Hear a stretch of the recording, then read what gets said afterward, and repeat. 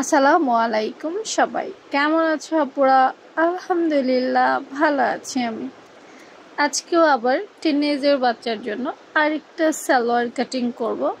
এগুলো আসলে গরমে আরামদায়ক, পরার উপযোগী করে বানাচ্ছি।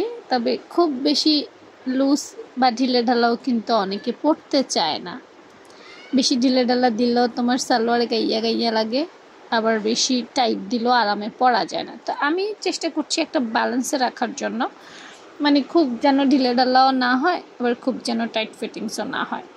তো এটা একটা টিনেজার বাচ্চা, আমি যদি পুরো পাশটা দিয়ে দিই তাহলে হবে কি, তোমার একদম লুজ হয়ে যাবে, বড়দের মতো হয়ে যাবে, কাপড়টা অপচয় হবে। তো সেটা থেকে আমি করলাম না।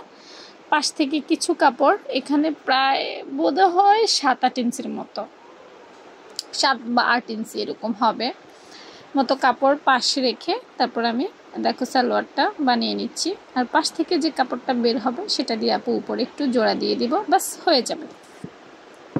নিচে অসমান অংশটুকু একটু সমান করে নিচ্ছে এবং উপর থেকে হাইটা জোড়া বাদে তারপর কাটছি।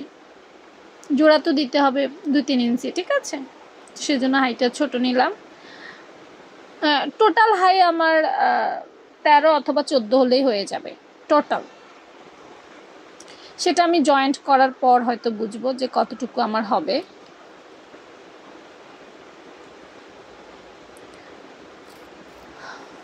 তো দেখো সালোয়ার কাটিং হয়ে গেছে, বেশি একটা আসলে আমি মার্ক করি নাই। আর এই উপরের কাপড়টা আমি উপরে দিব।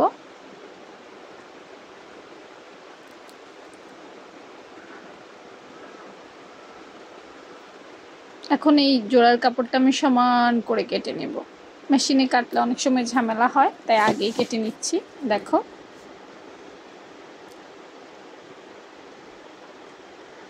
এইখান থেকে, হ্যাঁ এখানে বসবে।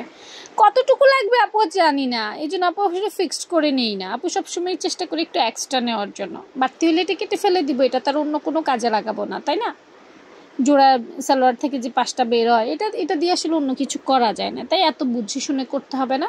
জাস্ট আমি সমান করে নিব, যেটা জোড়া সেটা লাগানোর পর বাকিটা আমি ফেলে দিব।